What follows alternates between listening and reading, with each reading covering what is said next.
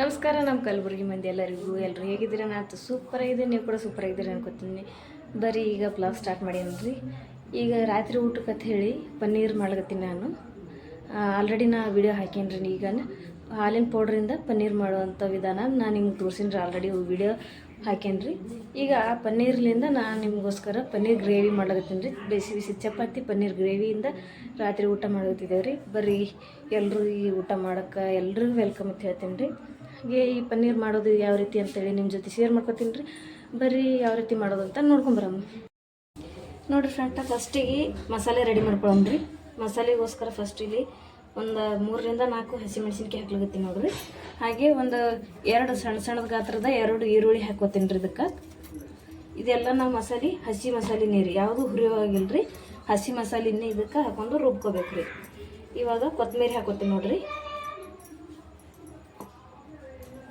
ಇವಾಗ ಒಂದು 4 ಹೆಸರು ಬೆಳ್ಳುಳ್ಳಿ ಹಾಕ್ತೀನಿ ನೋಡ್ರಿ. ಇದಕ್ಕೆ ಒಂದು ಸ್ವಲ್ಪ ನೀರು ಹಾಕೋಬೇಕು ರೀ. ಒಂದು ಸ್ವಲ್ಪ ನೀರು ಹಾಕೋತೀನಿ ರೀ. ಇವಾಗ ಇದನ್ನು ನುಣ್ಣಗೆ ಅರ್ಧ ನುಣ್ಣಿಗೆ ಅರ್ಧ ಗರಿ ಗರಿಯಾಗಿರೋ ಥರ ರುಬ್ಕೊಂಬರ್ತೀನಿ ನೋಡ್ರಿ. ಈಗ ನೋಡಿರಿ ಫ್ರೆಂಡ್ಸ್, ಈ ರೀತಿ ರುಬ್ಕೊಂಬಂದಿನಿ ನೋಡ್ರಿ ನಾನು. ಕರೆಕ್ಟಾಗಿ ಆಗೈತ್ರಿ ಇದು. ಈಗ ಇದನ್ನು ಸೈಡಿಗೆ ಎತ್ತಿಟ್ಕೋತೀನಿ ರೀ. ಈಗ ನೋಡಿರಿ ಫ್ರೆಂಡ್ಸ್, ನಾವು ಯಾವ ಮಸಾಲೆ ರುಬ್ಕೊಂಡಿದ್ರೆ ಅದೇ ಜಾರ್ನಾಗೆ ಈಗ 2 ಟೊಮೆಟೊ ಹಾಕೊಂಡೇನಿ ರೀ. ಇದಕ್ಕೆ ಇವಾಗ ಒಂದು ಸ್ವಲ್ಪ ಪುದೀನ ಹಾಕೋತೀನಿ ನೋಡ್ರಿ. ಇದು ಒಣಗಿಸಿ ಇಟ್ಟಿರೋಂಥ ಪುದೀನ ರೀ. ನಾನು ಯಾವಾಗಲೂ ಪುದೀನನ ಸ್ಟಾಕ್ ಒಣಗಿಸ್ಕೊಂಡು ಇಟ್ಕೋತೀನಿ ರೀ. ಹಾಗೆ ಇದಕ್ಕೀಗ ಒಂದು 4 ಗೋಡಂಬಿ ಹಾಕೋತೀನಿ ನೋಡ್ರಿ. ಇದನ್ನ ಈ ರೀತಿ ಸ್ವಲ್ಪ ಕಟ್ ಮಾಡಿ ಹಾಕೋತೀನಿ ರೀ. ಇದು ಕೂಡ ಹಸಿ ಮಸಾಲೆನೇ ರೀ. ಇವಾಗ ಇದನ್ನು ಗ್ರೈಂಡ್ ಮಾಡ್ಕೊಂಬರ್ತೀನಿ ರೀ. ಇದಕ್ಕೆ ನೀರು ಹಾಕೋ ಅವಶ್ಯಕತೆ ಇಲ್ಲ, ಯಾಕಂದ್ರೆ ಟೊಮೆಟೊ ನೀರು ಬಿಡುತ್ತಲ್ಲ ರೀ. ಈಗ ನೋಡಿ ಫ್ರೆಂಡ್ಸ್, ಇದನ್ನು ರೆಡಿ ಆಗೈತೆ ನೋಡಿರಿ. ಇದನ್ನು ಈ ರೀತಿ ನುಣ್ಣಗೆ ರುಬ್ಕೊಂಡೀನಿ ರೀ. ಇವಾಗ ಮುಂದಿನದು ಕೆಲಸ ಮಾಡಿ. ಈಗ ನೋಡಿರಿ ಫ್ರೆಂಡ್ಸ, ಗ್ಯಾಸ್ ಆನ್ ಮಾಡೀನಿ. ಈ ಥರದ ಒಂದು ತವಾ ಇಟ್ಕೊಂಡೀನಿ ನೋಡಿರಿ. ಈಗ ಇದಕ್ಕೆ ಒಂದು ಸ್ವಲ್ಪ ಆಯಿಲ್ ಹಾಕ್ತೇನೆ ರೀ. ನೀವು ತುಪ್ಪ ಬೇಕಂದ್ರೂ ಹಾಕೋಬೋದು, ಆಪ್ಷನ್ನಾಗ ಅದ ರೀ. ನಾ ಆಯಿಲೇ ಹಾಕೋತೀನಿ ರೀ. ಇಷ್ಟು ಆಯಿಲ್ ಹಾಕೊಂಡೇನಿ ರೀ. ಈಗ ನೋಡಿರಿ ಫ್ರೆಂಡ್ಸ, ಎಣ್ಣೆ ಬಿಸಿ ಆಗೈತ್ರಿ. ಇವಾಗ ಈ ಏನು ಪನ್ನೀರ್ ರೆಡಿ ಇಟ್ಕೊಂಡಿನಲ್ರಿ ನಾನು, ಈ ಪನ್ನೀರ್ನ ಇದಕ್ಕೆ ಹಾಕೋತೀನಿ ನೋಡಿರಿ. ಇದನ್ನು ಕಮ್ಮಿ ಉರಿ ಒಳಗೆ ಇಟ್ಕೊಂಡು ಫ್ರೈ ಮಾಡ್ಕೋಬೇಕು ರೀ.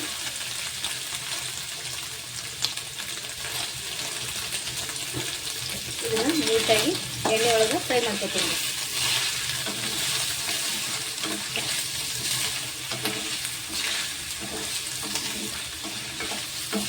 ಈ ರೀತಿ ಫ್ರೈ ಮಾಡ್ಕೊಳ್ಳೋದ್ರಿಂದ ಒಂದು ಸ್ವಲ್ಪ ಟೇಸ್ಟ್ ಡಿಫ್ರೆಂಟಾಗಿ ಸೂಪರಾಗಿ ಬರ್ತೈತೆ ರೀ. ಈ ರೀತಿ ಇದನ್ನು ನೀಟಾಗಿ ಎಣ್ಣೆ ಒಳಗೆ ಈ ರೀತಿ ಫ್ರೈ ಮಾಡ್ಕೊಳ್ಳೋದು.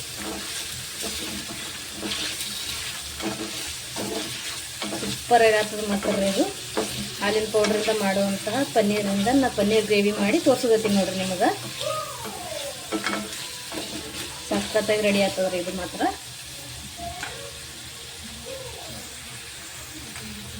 ನೋಡಿರಿ, ಇದು ಇನ್ನೂ ಸ್ವಲ್ಪ ಫ್ರೈ ಆಗ್ಬೇಕು ರೀ. ಇದನ್ನು ಫ್ರೈ ಮಾಡಬೇಕಾದ್ರೆ ಯಾವಾಗಲೂ ಲೋ ಫ್ಲೇಮ್ನಾಗ ಇಟ್ಟೆ ಫ್ರೈ ಮಾಡ್ಬೇಕು ನೋಡಿರಿ. ಉರಿ ಜಾಸ್ತಿ ಇಟ್ಬಿಟ್ಟಿವಂದ್ರೆ ಇದು ಕೆಳಗೆ ಹತ್ಕೊಂಡ್ಬಿಡ್ತದೆ ರೀ ತವಾಕ.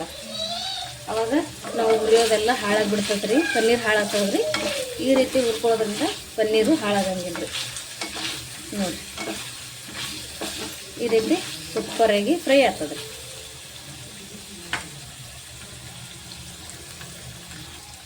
ಈಗ ನೋಡಿ ಫ್ರೆಂಡ್ಸ್, ಇದು ಫ್ರೈ ಆಗೈತೆ ರೀ. ಈಗ ಇದನ್ನು ಸೈಡಿಗೆ ಇಟ್ಕೋತೀನಿ ರೀ. ಈಗ ನೋಡಿರಿ ಫ್ರೆಂಡ್ಸ್, ಈಗ ಒಗ್ಗರಣೆ ಹಾಕ್ಲಿಕ್ಕೆ ಒಂದು ಬೇರೆ ತವಾ ತೊಗೊಂಡೇನಿ ರೀ. ಇವಾಗ ಇದಕ್ಕೆ ಆಯಿಲ್ ಹಾಕ್ತೇನೆ ನೋಡಿರಿ. ಎಷ್ಟು ಬೇಕಷ್ಟು ಆಯಿಲ್ನ ಹಾಕ್ಕೊಳ್ಳೋದು ರೀ. ಇವಾಗ ಇದಕ್ಕೆ ಆಯಿಲ್ ಹಾಕ್ತೀನಿ ನೋಡಿರಿ. ಒಂದು ಸ್ವಲ್ಪ ಜಾಸ್ತಿ ಹಾಕಿದ್ರು ಸ್ವಲ್ಪ ಟೇಸ್ಟ್ ಜಾಸ್ತಿನೇ ಇರ್ತದೆ ರೀ ಇದ್ರದ್ದು. ಓಕೆ ರೀ, ಇಷ್ಟು. ಇವಾಗ ಎಣ್ಣೆ ಬಿಸಿ ಅಲ್ರಿ. ಈಗ ನೋಡಿರಿ ಫ್ರೆಂಡ್ಸ್, ಎಣ್ಣೆ ಬಿಸಿ ಆಗೈತೆ ರೀ. ಈಗ ನಾ ಇದಕ್ಕೆ ಸ್ಪೈಸಸ್ ಏನು ಅವಲ್ರಿ ಅದನ್ನು ಹಾಕೋತೀನಿ ರೀ. ಒಂದು 4 ಲವಂಗ ಹಾಕೋತೀನಿ ನೋಡಿರಿ. ಹಾಗೆ ಒಂದು 2 2ರಿಂದ 3 4 ಕಾಳು ಮೆಣಸು ಹಾಕೋತೀನಿ ರೀ. ಚಕ್ಕೆ ಹಾಕ್ಬೋದ್ರಿ. ನಾ ಇಲ್ಲಿ ಹಾಕ್ಲತ್ತಿಲ್ಲ ರೀ, ಯಾಕಂದ್ರೆ ಖಾಲಿ ಆಗಿಬಿಟ್ಟೈತ್ರಿ. ಒಂದು ಸ್ವಲ್ಪ ತುಣುಕದ ರೀ, ಅದನ್ನೇ ಹಾಕ್ತೇನೆ ರೀ. ಉರಿ ಸ್ವಲ್ಪ ಕಮ್ಮಿ ಇಟ್ಕೋತೀನಿ ರೀ.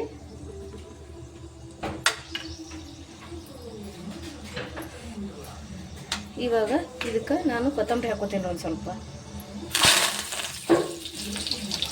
ಜೊತೆಗೆ ನಾವು ರುಬ್ಬಿರುವಂಥ ಮಸಾಲೆ ಅದಲ್ರಿ, ಈರುಳ್ಳಿಯನ್ನು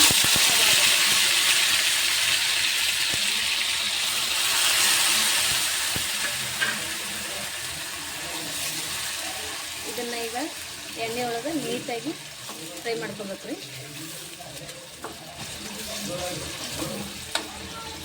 ಇವಾಗ ಏನಿದು ಗ್ರೀನ್ ಕಲರ್ ಕಾಣುತ್ತಲ್ರಿ, ಕಂಪ್ಲೀಟ್ ಚೇಂಜ್ ಆಗ್ತದೆ ರೀ ಇದು ಕಲರ್. ಇದನ್ನು ಚೆನ್ನಾಗಿ ಎಣ್ಣೆಗೆ ಫ್ರೈ ಮಾಡ್ಕೋಬೇಕು, ಯಾಕಂದ್ರೆ ಹಸಿ ಮಸಾಲೆ ಇದಲ್ರಿ ಇದು. ನೀಟಾಗಿ ಚೆನ್ನಾಗಿ ಇದನ್ನು ಫ್ರೈ ಮಾಡ್ಕೋಬೇಕು ರೀ.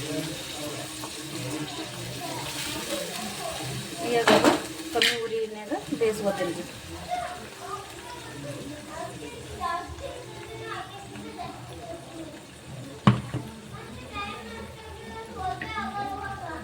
ಈಗ ನೋಡ್ರಿ ಫ್ರೆಂಡ್ಸ್, ಈಗ ಇದಕ್ಕೆ ನಾ ಟೊಮೆಟೊ ಏನು ರುಬ್ಬಿನಲ್ರಿ ಅದನ್ನು ಹಾಕೋತೀನಿ ರೀ.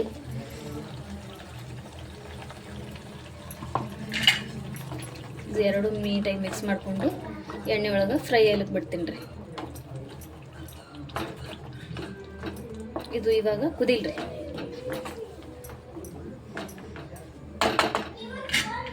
ಇವಾಗ ಒಂದು ಸೈಡಿಗೆ ನೀರು ಬಿಸಿ ಇಟ್ಕೊತೀನಿ ರೀ ಹಾಕೋಲಿಕ್ಕೆ. ನಾ ಏನು ಪನ್ನೀರ್ ಫ್ರೈ ಮಾಡ್ಕೊಂಡಿದ್ನಲ್ರಿ ಅದೇ ತವಾದಾಗ ನೀರು ಇಡ್ತೀನಿ ರೀ, ನೀರು ಬಿಸಿ ಆಗ್ಲಿಕ್ಕೆ.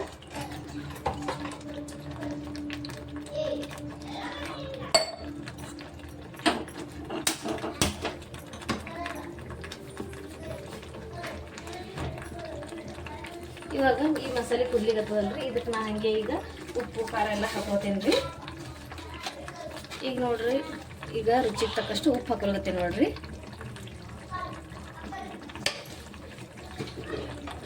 ಹಾಗೆ ಈಗ ಅರಿಶಿನ ಹಾಕೋತೀನಿ ನೋಡ್ರಿ. ಒಂದು ಸ್ವಲ್ಪ ಅರಿಶಿನ ಹಾಕೋತೀನಿ ರೀ.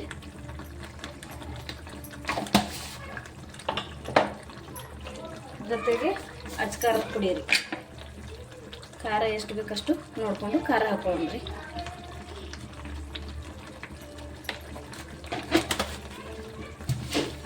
ಇವಾಗ ಇದು ಒಂದು ಸ್ವಲ್ಪ ಕುದಿಲ್ರಿ.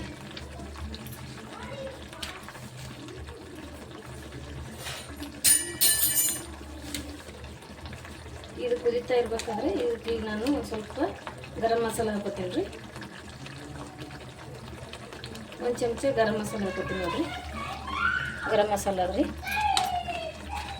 ಇವಾಗ ಇದನ್ನು ಮಿಕ್ಸ್ ಮಾಡೋಣ.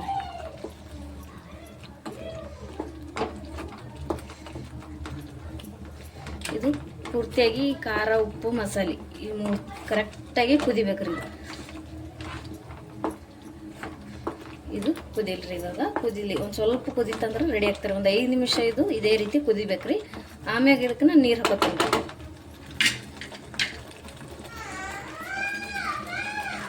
ಇದು ಕುದಿತಾ ಇರಲಿ. ಈಗ ನೋಡಿರಿ ಫ್ರೆಂಡ್ಸ್, ಈಗ ನೀಟಾಗಿ ಕುದಿಲಿಗತ್ತದ್ರಿ. ಈ ಮಸಾಲೆ ಕರೆಕ್ಟಾಗಿ ಹಸಿ ಫ್ಲೇವರ್ ಪೂರ್ತಿಯಾಗಿ ಹೋಗಿ ನೀಟಾಗಿ ರೆಡಿ ಆಗಿರುತ್ತೆ. ಅಂತ ಯಾವ ರೀತಿ ಗೊತ್ತಾಗ್ತಂದ್ರೆ ಸೈಡಲ್ಲೆಲ್ಲ ಎಣ್ಣೆ ಬಿಟ್ಕೊಂಡು ನೋಡಿರಿ. ಇವಾಗ ಇದು ಪರ್ಫೆಕ್ಟಾಗಿ ಮಸಾಲೆ ಕುದ್ದದ್ರಿ. ಈಗ ಇದಕ್ಕೆ ನಾನು ನೀರು ಹಾಕೋತೀನಿ ರೀ. ನೀರು ಅಂದ್ರೆ ರೀ, ಮಿಕ್ಸಿ ಜಾರಿಗೆ ಏನು ಅರ್ದಿದ್ನಲ್ರಿ ಅದೆಲ್ಲ ತೊಳ್ಕೊಂಡೀನಿ ರೀ ಇದು ಬಿಸಿ ನೀರಿನಿಂದ. ಇವಾಗ ಇದೇ ನೀರನ್ನ ಇದಕ್ಕೆ ಹಾಕೋತೀನಿ ರೀ. ನಾವು ಜಾಸ್ತಿ ತಿಳಿ ಮಾಡಬಾರ್ದು, ಇದು ಸ್ವಲ್ಪ ಗಟ್ಟಿನೇ ಬರ್ಬೇಕು ರೀ. ಯಾಕಂದ್ರೆ ಗ್ರೇವಿ ಅಲ್ರಿ, ಇದು ಗಟ್ಟಿ ಬಂದ್ರೇ ಕರೆಕ್ಟ್ ಇದು ಕರೆಕ್ಟ್ ಲೆವೆಲ್ ಇರ್ತದ್ರಿ ಎಲ್ಲನೂ. ನೋಡಿರಿ ಈ ರೀತಿ ಇದು ಕುದಿಲ್ರಿ. ಈಗ ನೀರು ಹಾಕಿನಲ್ರಿ, ಈಗ ಇದು ಕುದಿಬೇಕ್ರಿ. ಮತ್ತು ಸೇಮ್ ಹೋಟೆಲ್ ಸ್ಟೈಲ್ನಾಗೆ ಆಗ್ತದ್ರಿ ಇದು. ಟೇಸ್ಟ್ ಅಂತೂ ಎಲ್ಲಿ ಸ್ವಲ್ಪ ಡಿಫ್ರೆಂಟ್ ಇರಲ್ಲ, ಅಷ್ಟು ಸೇಮ್ ಆಗಿ ಹೋಟೆಲ್ ಫ್ಲೇವರ್ದಾಗ ಬರ್ತದ್ರಿ ಇದು. ಈಗ ನೋಡಿರಿ ಫ್ರೆಂಡ್ಸ್, ಇದು ಕುದಿಲಿಗತ್ತೈತ್ರಿ. ಈಗ ನಾನು ಇದಕ್ಕೆ ನಾವು ಏನು ಫ್ರೈ ಮಾಡಿವಲ್ರಿ ಪನ್ನೀರು, ಈ ಪನ್ನೀರನ್ನ ಇದಕ್ಕೆ ಹಾಕೋತೀನಿ ನೋಡಿರಿ. ಈ ಪನ್ನೀರನ್ನ ಇದಕ್ಕೆ ಹಾಕೋತೀನಿ ನೋಡಿರಿ. ಇವಾಗ ಗ್ರೇವಿ ಪೂರ್ತಿ ಕುದ್ದ ಮೇಗೆ ನಾವು ಪನ್ನೀರನ್ನ ಇದಕ್ಕೆ ಹಾಕೋಬೇಕ್ರಿ. ಆವಾಗಲೇ ಪನ್ನೀರು ಕರೆಕ್ಟ್ ಟೇಸ್ಟ್ ಬರೋದ್ರಿ. ನೋಡಿರಿ, ಈಗ ಇದನ್ನು ಪೂರ್ತಿಯಾಗಿ ಇದಕ್ಕೆ ಹಾಕೋತೀನಿ ರೀ.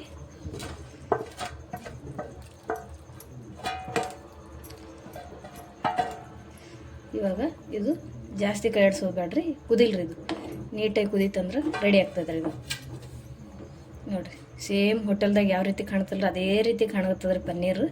ಗ್ರೇವಿ ಮಾತ್ರ ಸಖತ್ತಾಗಿ ರೆಡಿ ಆಗೈತೆ ರೀ ಪನ್ನೀರ್ ಗ್ರೇವಿ. ನೋಡಿರಿ ಎಷ್ಟು ಸೂಪರಾಗಿ ಆಗೈತೆ ಅಂದ್ರೆ ಟೇಸ್ಟ್ ಕೂಡ ಅಷ್ಟೇ ಸೂಪರಾಗಿ ಇರ್ತೈತೆ ರೀ. ಖಂಡಿತವಾಗ್ಲೂ ನೀವು ಇದನ್ನು ಟ್ರೈ ಮಾಡಿ ಕಮೆಂಟ್ ಮಾಡಿ ಹೇಳ್ರಿ ನನಗೆ ಯಾವ ರೀತಿ ಆಗ್ಯದ ಅಂತೇಳಿ. ನೀವು ಟ್ರೈ ಮಾಡೋದ್ರಲ್ಲಿ ಸೂಪರಾಗಿ ಬಂತದೆ ಅಂದ್ರೆ ನಾನು ಖುಷಿ ಪಡ್ತೀನಿ ರೀ. ಇವಾಗ ಒಂದು 5 ನಿಮಿಷ ಇದು ಕುದಿಲ್ರಿ. ಈಗ ನೋಡಿರಿ ಫ್ರೆಂಡ್ಸ್, ಇದು ಕುದ್ಲಿಗತ್ತೈತಲ್ರಿ. ಇವಾಗ ನೀವು ಮೊಸರು ಇದ್ರೆ ಮೊಸರು ಹಾಕೋಬೋದು ರೀ. ನಾ ಇಲ್ಲಿ ಮಜ್ಜಿಗೆ ಹಾಕೊಳಗತ್ತೀನಿ ರೀ. ಈಗ ಒಂದು ಸ್ವಲ್ಪ ರೀ ಅರ್ಧ ವಾಟಿಯಷ್ಟು ಮಜ್ಜಿಗೆ ಹಾಕ್ಲಾಗತ್ತೀನಿ ನೋಡಿರಿ. ಈಗ ಇದನ್ನು ಕುದಿಯೋಗಿ ಬಿಟ್ಬಿಡಮ್ರಿ. ಮೇಲೆ ಒಂದು ಸ್ವಲ್ಪ ಕೊತ್ತಂಬರಿ ಹಾಕ್ತೇನೆ ರೀ. ಒಂದು 5 ನಿಮಿಷ ಇದು ಕುದಿತಂದ್ರೆ ಪರ್ಫೆಕ್ಟಾಗಿರುವಂಥ paneer gravy, hotel style paneer gravy ready ಆಯ್ತಂತ. ನೋಡಿರಿ ಎಷ್ಟು ಸಖತ್ತಾಗಿ ಕಾಣಕತ್ತದ ರೀ. ಪನ್ನೀರ್ ಗ್ರೇವಿ ಮಾತ್ರ ಸೂಪರ್ ಟೇಸ್ಟ್ ಇರ್ತದೆ ರೀ. ಫ್ರೆಂಡ್ಸ್, ಈಗ ಊಟಕ್ಕೆ ರೆಡಿ ಮಾಡತ್ತೀನಿ ರೀ. ನಮ್ಮ ಪನ್ನೀರ್ ರೆಡಿ ಆಗೈತೆ ನೋಡಿರಿ. ಹಾಗೆ ಬಿಸಿ ಬಿಸಿ ಚಪಾತಿ ಕೂಡ ರೆಡಿ ಆಗ್ಯಾವ್ರಿ. ನೋಡಿರಿ ಸಖತ್ತಾಗಿ ಬಿಸಿ ಬಿಸಿ ಚಪಾತಿ ಪನ್ನೀರು ರೆಡಿ ಆಗೈತೆ ನೋಡಿರಿ. ಜೊತೆಗೆ ಬಿಸಿ ಬಿಸಿ ಅನ್ನನೂ ರೆಡಿ ಆಗೈತೆ ರೀ. ಬಿಸಿ ಬಿಸಿ ಮೆತ್ತಗಾಗಿರುವಂಥ ಅನ್ನ, ಬಿಸಿ ಬಿಸಿ ಚಪಾತಿ, ಬಿಸಿ ಬಿಸಿ ಪನ್ನೀರ್ ಗ್ರೇವಿ ಸಖತ್ತಾಗಿ ರೆಡಿ ಆಗೈತೆ ನೋಡಿರಿ. ಸೂಪರ್ ಟೇಸ್ಟ್ ಅದ ರೀ. ಸ್ಮೆಲ್ ಮಾತ್ರ ಸೂಪರಾಗಿ ಬರ್ಲಾಗತ್ತೈತೆ ನೋಡಿರಿ. ಸಖತ್ತಾಗಿರುವಂಥದ್ದು ರೆಡಿ ಆಗೈತೆ ನೋಡಿರಿ. ನೋಡಿರಿ ಎಷ್ಟು ಸೂಪರಾಗಿ ಕಾಣಕತ್ತದ ನೋಡಿರಿ.